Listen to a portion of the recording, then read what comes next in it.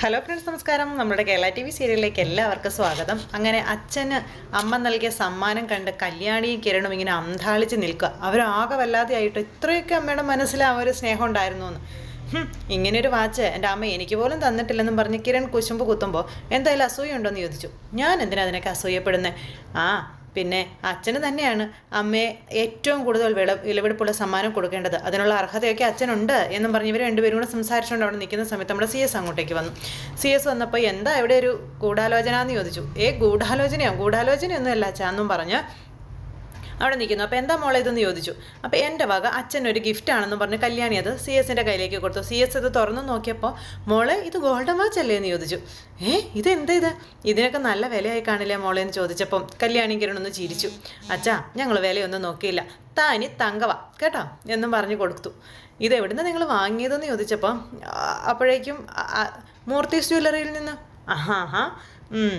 അവിടെ നമ്മുടെ ആദർശല്ലേ MD, ഇവളുടെ കൂട്ടുകാരിയുടെ ഹസ്ബൻഡും ആണല്ലോ.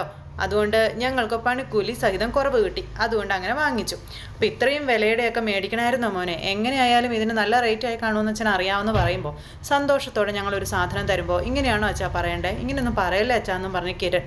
അത് ഞങ്ങൾക്ക് വിഷമാവില്ലേന്നും. എടാ മോനെ, ഞാൻ വെറുതെ പറഞ്ഞതാടാ എന്നും പറഞ്ഞുകൊണ്ട് അന്നേരം അച്ഛൻ പറഞ്ഞു, എന്തായാലും എൻ്റെ മോൾ തന്ന സമ്മാനമാണല്ലോ, ഇത് ഞാൻ എൻ്റെ ഷെൽഫിൽ ഭദ്രമായി സൂക്ഷിച്ചോളാമെന്നും പറഞ്ഞുകൊണ്ട് അദ്ദേഹം ഇങ്ങനെ കയ്യിൽ പിടിച്ചു.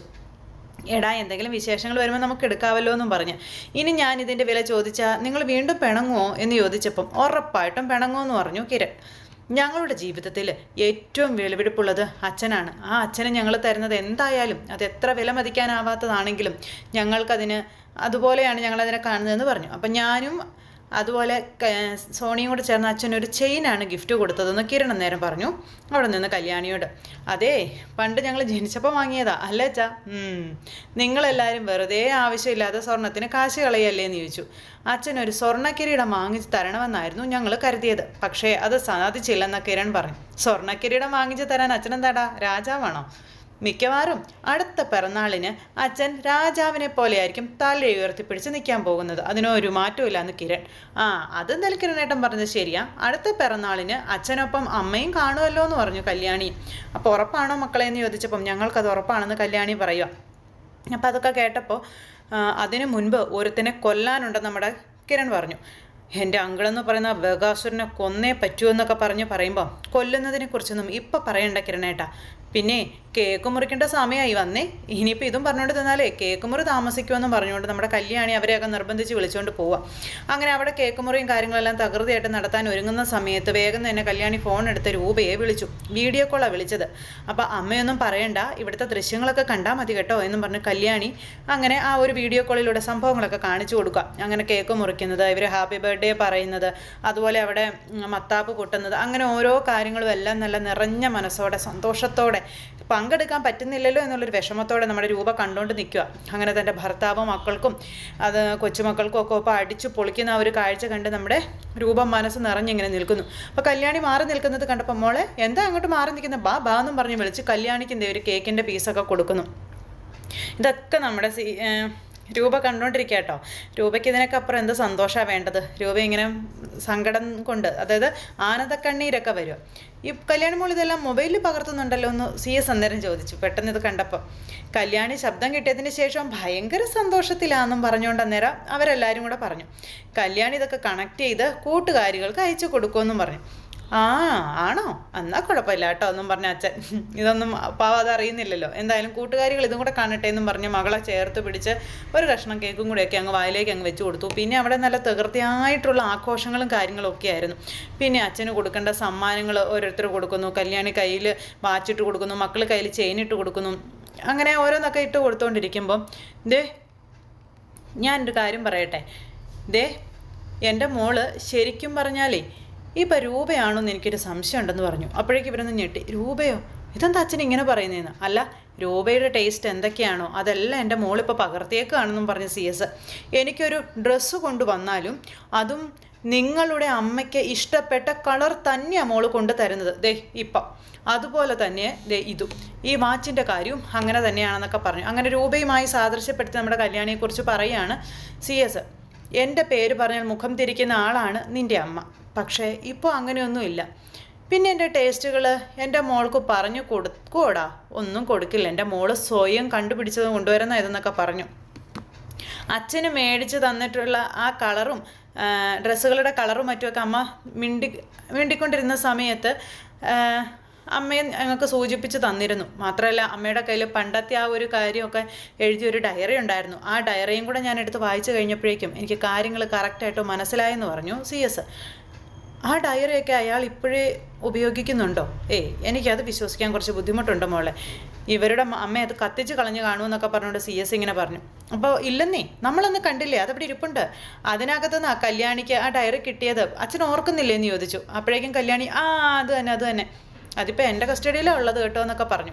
അങ്ങനെ ഇവർ തമ്മിൽ ആ കാര്യങ്ങളൊക്കെ പറഞ്ഞുകൊണ്ട് അങ്ങനെ നിൽക്കുമ്പോൾ അത് ശരി, അപ്പോൾ ഇങ്ങനെ ഇതിൻ്റെ ഇടയ്ക്കൊക്കെ സംഭവിക്കുന്നുണ്ടല്ലേ എന്നൊക്കെ അച്ഛൻ ഇങ്ങനെ ചോദിച്ചു. അപ്പോൾ അതെവിടെയാണ് മോളതൊന്ന് കാണിച്ച് തന്നേ എന്ന് പറഞ്ഞുകൊണ്ട് CS പറയുമ്പോൾ അപ്പോൾ ഇവർ പെട്ടു. ദൈവം ഇനി എവിടെ നിന്ന് എടുത്ത് കൊടുക്കും? അത് പിന്നെ ഞാൻ എവിടെ വെച്ചതെന്നുള്ള കാര്യം കൃത്യമായിട്ട് ഓർക്കുന്നില്ല അച്ഛാ. അങ്ങനെ അതും പറഞ്ഞ് കല്യാണി തൽക്കാലം തടി തപ്പി. അത് എവിടെയെങ്കിലും ഇരിക്കട്ടെ വലിയച്ഛാ, ഇപ്പം നമ്മളെന്തിനാ അതിനെപ്പറ്റിയൊക്കെ ആലോചിക്കുന്നതെന്ന് പാറു. അങ്ങനെ പാറുമോള് പുതിയ ആ ഒരു എന്തൊക്കെയോ ആഘോഷങ്ങളും കാര്യങ്ങളൊക്കെ നടത്താനൊക്കെ ആയിട്ടുള്ള പരിശ്രമങ്ങളും കാര്യങ്ങളൊക്കെ നടത്തിക്കൊണ്ട് അങ്ങനെ ഇരിക്കുന്നു.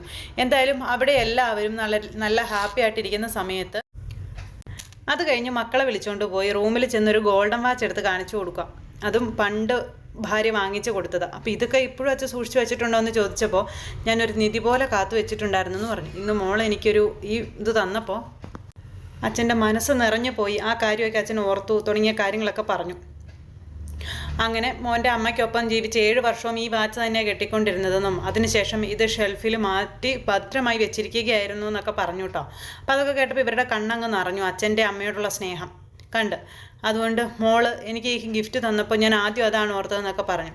അപ്പോൾ അച്ഛന് ഇഷ്ടപ്പെട്ട ഗിഫ്റ്റുകൾ, അച്ഛന് ഇഷ്ടപ്പെട്ട ആ ഒരു സമ്മാനങ്ങളെല്ലാം തന്നത് അമ്മയാണല്ലോ. അപ്പോൾ അമ്മയുടെ മനസ്സ് എനിക്ക് അറിയാവുന്നത് കൊണ്ടാണ് ഞാനും അങ്ങനെ തരുന്നതെന്ന് നമ്മുടെ കല്യാണി നേരം പറഞ്ഞു. ഞാൻ രൂപയുമായി അകന്നതിന് ശേഷം മറ്റൊരു വിവാഹത്തിന് വേണ്ടി അവരൊരിക്കലും നിർബന്ധിച്ചിട്ടില്ല രൂപയോട് വിവാഹം കഴിക്കാനും പറഞ്ഞിട്ടില്ല. ഞങ്ങൾ തമ്മിൽ പിരിയുന്ന സമയത്ത് രൂപയ്ക്ക് എന്തോ 10-26 വയസ്സേ ഉണ്ടായിരുന്നുള്ളൂ. ആ പ്രായത്തിലുള്ള പെൺകുട്ടിയോട് ഭർത്താവ് ഉപേക്ഷിച്ച് പോയി കഴിയുമ്പോൾ തീർച്ചയായും വിവാഹം കഴിക്കണം എന്നുള്ളൊരു കാര്യം പറയും. പക്ഷേ അവരൊരിക്കലും അതിനുവേണ്ടി നിർബന്ധിച്ചില്ല. കാരണം രൂപയുടെ സ്വത്തിലായിരുന്നു അവരുടെ കണ്ണെന്നൊക്കെ പറഞ്ഞ് എന്താ പറയാം. അപ്പോൾ ഇനിയും രൂപയ്ക്ക് താങ്ങായും തണലായും ഭർത്താവായും മറ്റൊരുത്തൻ വന്നാൽ പിന്നെ രൂപയുടെ കമ്പനിയുടെ സ്വത്തുക്കളെല്ലാം കൈകാര്യം ചെയ്യുമല്ലോ, ഇവർക്ക് അടിച്ചു മാറ്റാൻ പറ്റില്ലല്ലോ. പിന്നെ രൂപയുടെ സ്വഭാവമൊക്കെ എനിക്കറിയാവുന്നതാണ്. പെട്ടെന്ന് അയാൾ മക്കളെ മറന്നുകൊണ്ട് മറ്റൊരു കാര്യത്തിന് ചെയ്യില്ല, രണ്ടാമതൊരാളെ സ്വീകരിക്കുകയില്ല. അതുകൊണ്ട് കേട്ടോ, കാരണം കൂടെ നിൽക്കുന്നവൻ ഭീകരനാണ്. അപ്പോൾ പിന്നെ നിങ്ങളുടെ അമ്മയുടെ മനസ്സ് അളന്ന് കുറിച്ച് തൂക്കിയെടുത്ത ഒരുത്തൻ. അതുകൊണ്ട് തന്നെ അമ്മയ്ക്ക് ആപത്തുകൾ വരുത്താൻ അവൻ ശ്രമിക്കും എന്നൊക്കെ ഇങ്ങനെ പറഞ്ഞപ്പോൾ അച്ഛൻ അമൂല്യനിധിയായി സൂക്ഷിക്കുന്ന ഈ വാച്ച് അച്ഛൻ അമ്മയുമായുള്ള വിവാഹം കഴിഞ്ഞതിന് ശേഷം ആദ്യമായി ഈ കിട്ടിയ ഗിഫ്റ്റ് അച്ഛൻ എനിക്ക് തരുമോ എന്നിങ്ങനെ ചോദിച്ചു. അപ്പോൾ അത് കേട്ട് കഴിഞ്ഞപ്പോൾ ഇങ്ങനെ CS ഇങ്ങനെ കിരണിനെ നോക്കുക. മകൻ ചോദിച്ചപ്പോൾ കൊടുക്കണോ കൊടുക്കാതിരിക്കണോ ഒന്നും അറിയാത്തൊരവസ്ഥ, പാവം ഇങ്ങനെ പെട്ട് നിൽക്കും. അപ്പോൾ ഇതൊക്കെ കണ്ട് കല്യാണിയൊക്കെ ചിരിച്ചോണ്ട് ഇങ്ങനെ നിൽക്കുന്നു. അപ്പോൾ എന്നാലും ഇതെനിക്ക് തരാൻ കഴിയില്ല, പക്ഷെ നീ ആവശ്യപ്പെട്ടതുകൊണ്ട് ഞാൻ തരും. എന്തായാലും കല്യാണി മോൾ അതുപോലെ ഒരു വാച്ച് എനിക്ക് തന്നല്ലോ, അതുകൊണ്ട് ഇത് നീ എടുത്തോളാൻ പറഞ്ഞ് കിരണിന് ആ സമ്മാനം കൊടുത്തു. അപ്പോൾ ഈ സമയത്ത് ഇത് കൊണ്ടുപോയി ഞാൻ ചിലരെയൊന്ന് കാണിക്കട്ടെ എന്നും പറഞ്ഞുകൊണ്ട് നമ്മുടെ കിരണ പുറത്തേക്ക് പോയി. അതായത് പാറുവിനെയൊക്കെ കാണിക്കാനാണെന്നും പറഞ്ഞു. അപ്പോൾ അങ്ങനെ ഇവരാ കാര്യമൊക്കെ പറഞ്ഞും സന്തോഷമായിട്ട് ഇങ്ങനെ നിൽക്കുന്നു. അപ്പോൾ അമ്മയ്ക്ക് സംശയമുണ്ട് അച്ഛന് ആരെങ്കിലുമായിട്ട് ബന്ധമുണ്ടോ എന്നുള്ളതെന്നൊക്കെ കല്യാണി പറഞ്ഞപ്പോൾ മോളെ അങ്ങനെ ഒരു സംശയം അതുണ്ടാകുന്നത് സ്വാഭാവികമാണ്. പക്ഷേ ഒരിക്കലും അച്ഛൻ്റെ മനസ്സിൽ മറ്റൊരാൾ കടന്നു കൂടിയിട്ടില്ല. അതിനുള്ള തെളിവായിട്ടാണ് ഞാൻ നിങ്ങളെ ഇതൊക്കെ കാണിക്കുന്നത് എന്നൊക്കെ പറഞ്ഞു നമ്മുടെ കല്യാണി. അതൊക്കെ പറഞ്ഞ് ഇങ്ങനെ നിൽക്കുമ്പോൾ ഒരു കള്ളച്ചിരിയും ചിരിച്ച് നമ്മുടെ കല്യാണി അങ്ങ് പോയി. അത് കഴിഞ്ഞിട്ട് പിന്നെ നേരെ നമ്മുടെ രൂപയുടെ അടുത്തേക്കാണ് കല്യാണി പോകുന്നത്, ഈ വാച്ച് കാണിച്ചു കൊടുക്കാനായിട്ട്. അങ്ങനെ രൂപ ഇരിക്കുമ്പോൾ കല്യാണി അങ്ങോട്ടേക്ക് ചെന്നു. കല്യാണി ചെന്ന് ഈ വാച്ചൊക്കെ രൂപയെ കാണിച്ചു കൊടുത്തു. അപ്പോൾ ഇതൊക്കെ കണ്ടപ്പോൾ ഒത്തിരി സന്തോഷമായി. ഒരിക്കലും പ്രതീക്ഷിച്ചില്ല രൂപ ഇത്രത്തോളം ആഴത്തിൽ ആ മനുഷ്യൻ തന്നെ സ്നേഹിക്കുന്നുണ്ടെന്ന്. അപ്പോൾ കല്യാണി ഈ കാര്യങ്ങളെല്ലാം പറഞ്ഞു. അപ്പോൾ അദ്ദേഹത്തിന് കൊടുത്ത വാച്ചാണെന്ന് കണ്ട ഒറ്റ മാത്രയിൽ നമ്മുടെ രൂപയ്ക്ക് മനസ്സിലായി. അങ്ങനെ അമ്മയും മോളും കൂടെ അതിനെപ്പറ്റി സംസാരിച്ചുകൊണ്ട് ഇങ്ങനെ അവിടെ നിൽക്കുന്നു. എന്തായാലും രൂപ അതിനമ്മ കരയൊന്നും വേണ്ട. തെറ്റിദ്ധാരണ കൊണ്ടല്ലേ രണ്ടാകേണ്ടി വന്നത്. ഇപ്പോൾ അതിൻ്റെ ഇരട്ടി അമ്മ അച്ഛനെ സ്നേഹിക്കുന്നില്ലേ എന്ന് കല്യാണി ചോദിച്ചു. ഇതൊക്കെ അച്ഛൻ അമ്മയോട് കാണിക്കുന്ന ആത്മാർത്ഥതയുടെ തെളിവായിട്ട് വേണം കാണാനെന്നൊക്കെ പറഞ്ഞപ്പോൾ എനിക്കിനി വേറെ ഒന്നും നോക്കാനില്ല മോളെ. എൻ്റെ ചന്ദ്രേട്ടൻ എന്നെ സ്നേഹിക്കുന്നുണ്ടെന്ന് എനിക്ക് അറിയാമെന്നും പറഞ്ഞുകൊണ്ട് ഇങ്ങനെ പറയാം. എന്തായാലും ഇത് കിരണേട്ടന് വേണമെന്നും പറഞ്ഞുകൊണ്ടാണ് ഞങ്ങൾ അച്ഛൻ്റെ കയ്യിൽ നിന്ന് വാങ്ങിച്ചത്. ഇന്ന് അച്ഛൻ്റെ ബർത്ത്ഡേ ആയിട്ട് അടുത്തൊരു പള്ളിയിൽ പെരുന്നാൾ നടക്കുന്നുണ്ട്. അപ്പോൾ അങ്ങോട്ട് പോകാമെന്ന് പറഞ്ഞു. അപ്പോൾ ഇനിയിപ്പോൾ ഈ കൊല്ലം അതൊന്നും വേണ്ട മോളെ, അടുത്ത പിറന്നാളിനൊക്കെ നമുക്ക് ഒരുമിച്ച് പോകാമെന്ന് പറഞ്ഞു.